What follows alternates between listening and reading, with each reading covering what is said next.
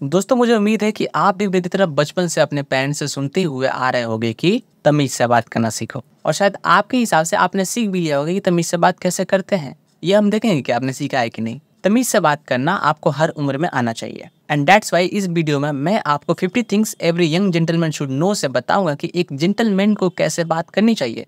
आप ये बातें इस वीडियो से सीखोगे। नंबर 1, सॉरी कहने का सही तरीका। नंबर 2, अगर कोई आपसे सॉरी कह रहा है, आपसे माफी मांग रहा है, तो उसकी माफी आपको कैसे एक्सेप्ट करनी चाहिए। नंबर 3, जब कोई आपसे बड़ा, इतना बड़ा जिसकी आप बहुत रिस्पेक्ट करते हो, आपसे कुछ ऐसे सवाल पूछे जिसका जवाब सिर्फ हाँ या ना में ही है, तब आप उन्हें रिस्पेक्टफुली कैसे जवाब दोगे। नंबर 4, अपना मुंह कब बंद रखना चाहिए। नंबर 5, ऐसा गिफ्ट कैसे एक्सेप्ट करे जो आपको पसंद नहीं है। नंबर 6, ऐसा गिफ्ट कैसे एक्सेप्ट करे जो आपको पसंद है। नंबर 7, सेलफोन को इस्तेमाल करने का तमीज। नंबर 8, किसी जगह या किसी पार्टी में आप बोर हो रहे हो, कोई आपसे बात करने वाला नहीं है, आपका दिल नहीं लग रहा, तब क्या करें। तो शुरुआत करते हैं पहले पॉइंट से, सॉरी कहने का सही तरीका। हम सभी से गलतियां हो जाती है, ऐसे में माफी मांगना ये दिखाता है कि आप अपनी गलती मानते हो। एक जेंटलमैन हमेशा कम से कम गलती करने की कोशिश करता है, साथ ही वो एक गलती को 2 बार कभी भी नहीं दोहराता।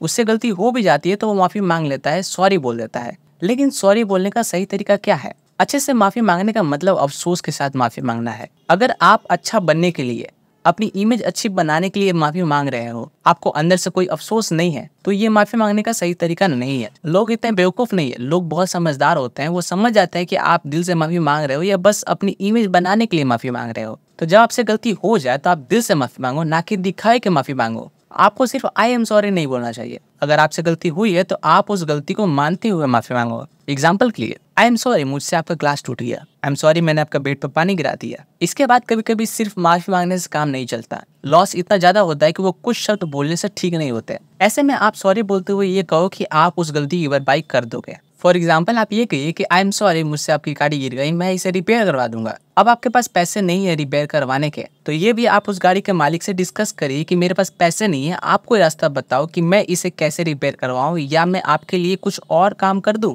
जिससे नुकसान की भरपाई हो जाए। इस तरह से मांगी जाती है माफी। नंबर 2, अगर कोई और आपसे माफी मांग रहा है तो उसकी माफी को कैसे एक्सेप्ट करें। कई बार ऐसा होगा कि लोग आपको सॉरी बोलेंगे, ऐसे में आपको उन्हें माफ करना आना चाहिए। ऐसे हालात में आपको सही शब्दों का सही इस्तेमाल करना आना चाहिए। मान लीजिए कि आपने अपने एक दोस्त को अपनी एक बुक पढ़ने के लिए दी, लेकिन उसके कुत्ते ने आपकी बुक काट दी। ऐसे में आपका दोस्त आपसे सॉरी कहने के लिए आएगा और आपको कहना है कोई बात नहीं, इट्स ओके। इसके बाद आपको ये नहीं कहना है कि कोई बात नहीं, लेकिन अगली बार से ऐसा ख्याल रखना, अगली बार से कुत्ते को संभाल लेना, अगली बार ऐसा नहीं होना चाहिए। ऐसा कहने से आप ये दिखाते हो कि आपने अभी तक उसे माफ नहीं किया है। अगर आपसे कोई गलती हुई होती तो आपको अपने आप बुरा लग, उसी तरह से आपके दोस्त को भी बुरा लग रहा है, इसलिए उससे कहो कि कोई बात नहीं। इसके बाद कुछ इस तरह से उस बात को भुला दो जैसे कि वो कभी हो ही नहीं थी। साथ ही अपने दोस्त को उनकी गलती बार बार याद मत दिलाओ। इससे आप ये दिखाते हो कि आपने मुझे अभी तक माफ नहीं किया।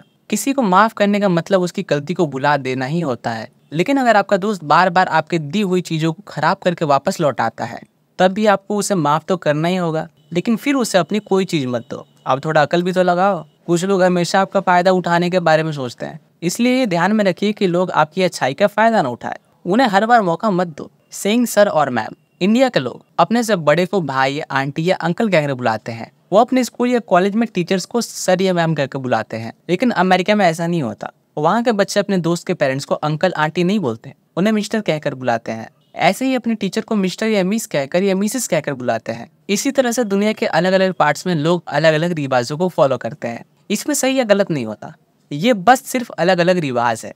ऐसे में ये कम जरूरी होता है कि आप क्या बोल रहे हो, बल्कि ये ज्यादा जरूरी होता है कि आप कैसे बोल रहे हो। इसलिए हमेशा कुछ इस तरह से बोलो कि ये लगे कि आप सामने वाले को इज्जत कर रहे हो। लेकिन ये जरूरी नहीं है जिस तरह से आप लोगों को इज्जत देते हो उसी तरह से हर जगह हर किसी को इज्जत दी जाती हो। अलग अलग जगह पर अलग अलग रिवाज होते हैं, जैसा मैंने पहले बताया, और लोगों के अलग अलग तरीके होते हैं। इसलिए किसी को नीचा मत दिखाओ अगर वो आपके यहाँ के तौर तरीके नहीं समझ रहा है। हर किसी को इज्जत देना सीखो। लोग गलत नहीं होते, सिर्फ अलग होते हैं। अगर आपसे कोई बड़ा जिसकी आप बहुत रिस्पेक्ट करते हो कोई ऐसा सवाल पूछ रहा है जिसका जवाब सिर्फ हाँ या ना में है, तो आप सिर्फ हाँ या ना मत कहो। आप कह सकते हो यस थैंक यू, या फिर यस सर, यस मैम, या फिर आप किसी भी तरह से सामने वालों को इज्जत दे सकते हो। अगर आप किसी और के घर में गए हो और आपको पता नहीं है कि उनके वहाँ के रिवाज क्या है, तो आप उनसे पूछ लो, सिंपल, ताकि उन्हें आप ही किसी बात का बुरा ना लगे। नंबर 4, ये जानना कि अपना मुंह कब बंद रखे। कभी कभी चुप रहना ज्यादा अच्छा होता है। किसी दूसरे के मामले में बोलना हर वक्त अच्छी बात नहीं होती। इसलिए एक जेंटलमैन को पता होता है कि कब उसे चुप रहना चाहिए। अगर आप किसी आदमी की पर्सनल बात दूसरे को बताते हो तो ये दिखाता है कि आप भरोसे के लायक बिल्कुल नहीं हो। लेकिन अगर आप ये जानते हो कि कोई आदमी गलत काम कर रहा है, वो किसी की पैसे चोरी कर रहा है या फिर ड्रग्स ले रहा है, तो ऐसे में राज को राज मत रखो। अगर कोई इंसान गलत काम कर रहा है तो इस बात को सिर्फ उन लोगों को बताओ जो इस काम को रोक सकते हैं। अगर आप एक बच्चे को गलत काम करते हुए देखो तो आप उसके पेरेंट्स को बताओ। अगर किसी बड़े आदमी को गलत काम करते हुए देखो तो पुलिस को बताओ। फालतू की अफवाह कभी मत फैलाओ। किसी की भी गलत बात को किसी ऐसे इंसान को मत बताओ जो उसे जानकर कुछ नहीं कर सकता। बहुत से लोग सिर्फ मजा लेने के लिए किसी की गलतियां ढूंढते हैं, सुनते हैं, बताते हैं। ऐसा करना अच्छी बात नहीं है। अगर आप किसी पार्टी में इनवाइटेड हो और आपको लगता है कि आपके दूसरे फ्रेंड को इनविटेशन नहीं दिया गया है तो आप उस फ्रेंड को मत बताओ। ऐसे करने से उस फ्रेंड को बुरा लग सकता है। ऐसे ही बहुत सारे हालात में आपको कुछ बोलने से सामने वाले को बुरा लग सकता है। इसलिए आप बोलने से पहले 2 बार सोचो कि आपको उस हालात में बोलना चाहिए या नहीं।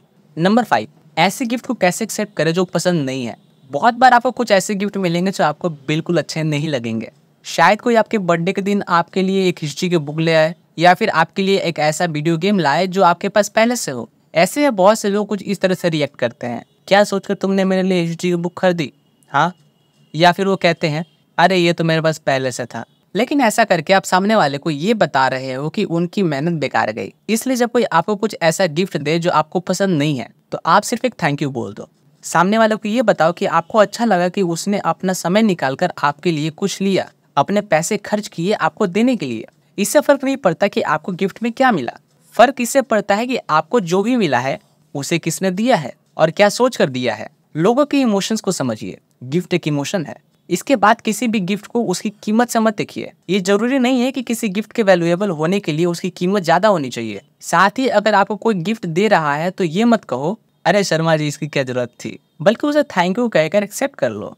यही है एक जेंटलमैन की क्वालिटी। नंबर 6, ऐसे गिफ्ट को कैसे एक्सेप्ट करें जो आपको पसंद है। तो अगर आपकी किस्मत अच्छी हुई तो आपको कुछ ऐसे भी लोग मिल जाएंगे जो आपको वो गिफ्ट ला कर देंगे जो आपको सच में पसंद आएगा। हो सकता है कि वो आदमी सच में आपकी पसंद और नापसंद को समझता हो और उसे गिफ्ट देकर आपका दिल खुश हो गया हो। ऐसे में जैसे ही उसका आप गिफ्ट देखोगे उसे थैंक यू कहो। लेकिन अगर साथ में किसी दूसरे ने भी आपको गिफ्ट दिया है तो एक गिफ्ट को दूसरे गिफ्ट से कंपेयर मत करो। एग्जाम्पल के लिए, अगर आपको किसी ने कोई गिफ्ट दिया है और आपको बहुत पसंद आया तो उस आदमी से बढ़ चढ़कर उस गिफ्ट की तारीफ मत करो, क्योंकि अगर आपको दूसरों ने भी गिफ्ट दे रखा है तो उनको तकलीफ हो सकती है। आप बाद में उस खास आदमी को थैंक यू नोट लिखकर ये बता सकते हो कि आपको वो गिफ्ट कितना पसंद आया। थैंक यू नोट एक तरह से प्राइवेट कन्वर्सेशन है जिसमें आप उसे ये खुलकर बता सकते हो कि आपको क्यों उनका गिफ्ट सबसे खास लगा। और थैंक यू नोट लिखना भी एक जेंटलमैन की क्वालिटी है। ये भी तमीज से बात करने का एक हिस्सा है। एक बात और, अगर आपको अपने बर्थडे पर वो गिफ्ट ना मिले जो आप चाहते थे तो आप लोगों से जाकर ये मत कहो कि मुझे अपनी पसंद के गिफ्ट मिले ही नहीं। और अगर आपको बहुत महंगे गिफ्ट भी मिले हैं तो भी लोगों के सामने उसकी बात मत करो। इन दोनों बातों से लगता है कि या तो आप बहुत लालची हो या तो आप घमंडी हो। नंबर 7, मोबाइल फोन यूज करने का तमीज। आज के वक्त फोन का क्रेज हर किसी को है, लेकिन इसके इस्तेमाल से बहुत से लोगों को परेशानी होती है। जब आप किसी के सामने बैठकर फोन यूज करते हो तो उसे लगता है कि आप उसे इग्नोर कर रहे हो। जब आप अपने फोन को स्कूल में या मूवी थिएटर में ले जाते हो और फिर वहीं इस्तेमाल करते हो तो उससे आसपास के लोग डिस्टर्ब होते हैं। हर बार आपकी फोन की लाइट, आपके फोन की रिंगटोन किसी न किसी को डिस्टर्ब करती है। इसलिए ये जरूरी है कि आप अपने फोन से रिलेटेड कुछ अच्छी आदतें बनाओ। सबसे पहले अपने फोन को पब्लिक प्लेसेस पर वाइब्रेशन मोड पर रख दो। अगर आप थिएटर में हो, क्लास में, सेमिनार में, रेस्टोरेंट में या कुछ दोस्तों के साथ या फिर अपने फैमिली के साथ हो तो अपने फोन को बिल्कुल यूज मत करो। अगर आपको बीच में किसी का कॉल आता है तो आप वहां से निकल जाओ, बाहर जाके बात करो। अगर आप हर वक्त अकेले बैठकर उसमें गेम खेलते रहोगे, गाने सुनते रहोगे, यूट्यूब देखते रहोगे तो दूसरे लोगों को लगेगा कि आपको उससे ज्यादा इंटरेस्ट अपने फोन में है। आप अपने फोन को ज्यादा अहमियत देते हो। अगर आपके फोन का रिचार्ज आपके पेरेंट्स करा रहे हैं तो उसे मानिए और उसके हिसाब से ही अपना फोन इस्तेमाल करिए। अगर आप खुद रिचार्ज कराते हैं तो भी आप एक लिमिट लगाइए और आपको खुद ही रिचार्ज कराना चाहिए। अपने पेरेंट्स से बोझ मत बनो, कुछ काम करो और अपने खर्चे खुद ही उठाओ। तीसरा, अगर आपको फोन पर बात करना है तो कुछ इस तरह से बात करो कि कोई दूसरा डिस्टर्ब ना हो। किसी को आपकी बात में इंटरेस्ट नहीं है अगर आप उनसे या उनके बारे में बात नहीं कर रहे हो। लोग हर वक्त अपना काम कर रहे होते हैं और ऐसे में जब कोई उनके पास कोई बात कर रहा होता है तो उन्हें प्रॉब्लम होती है।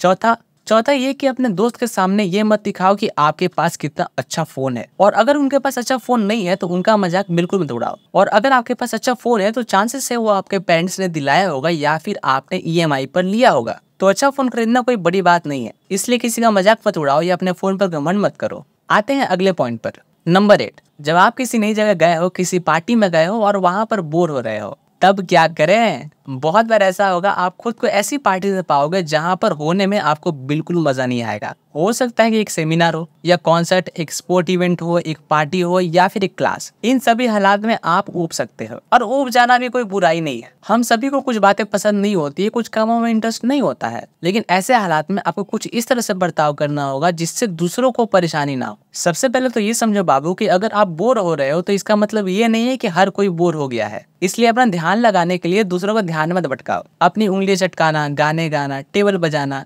या फिर आसपास के लोगों से बोलना कि आप कितने बोर हो रहे हो, ये सारे काम गलत है भैया। याद रखो कि वहां पर कुछ लोग हैं जो उस शो को एंजॉय कर रहे हैं, जो पार्टी से एंजॉय कर रहे हैं, जो उस इवेंट को एंजॉय कर रहे हैं। आप अपने चक्कर में उनका मजा खराब मत करो। इसके अलावा अगर आपके पेरेंट्स ने आपको वो शो देखने के लिए कहा है या फिर उस क्लास में जाने के लिए कहा है, तो याद रखिए कि उन्होंने भी आपके लिए वो काम किए हैं जो उन्हें बिल्कुल पसंद नहीं थे। इसलिए आप उनके इमोशंस को इज्जत करो और सिर्फ इंटरेस्टेड होने का नाटक तो कर लो कम से कम। अब बात करते हैं कि आपको किस तरह से एक्ट करना है। आप सिर्फ सामने स्टेज पर परफॉर्म कर रहे इंसान को ध्यान से देखो, किसी को पता नहीं लगेगा कि आप बोर हो रहे हो। आप भले ही अपने मन में कुछ और बातें सोचो, लेकिन सामने देखते रहने की कोशिश करो और अपना टाइम काटने के लिए च्युइंगम मत चबाओ, ना ही अपने फोन में गाने सुनो। जब आप कुछ इस तरह की हरकत करते हो तो सामने वाले को लगता है कि आप बोर हो रहे हो, तो आपको ऐसे समझने लगता है कि अभी भी आप में बचपना भरा पड़ा है, और ये एक जेंटलमैन की निशानी नहीं है। तो दोस्तों, ये थी कुल मिलाकर 8 बातें जिनकी मदद से आप तमीज से बात करना सीख सकते हो, तमीज से रहना सीख सकते हो।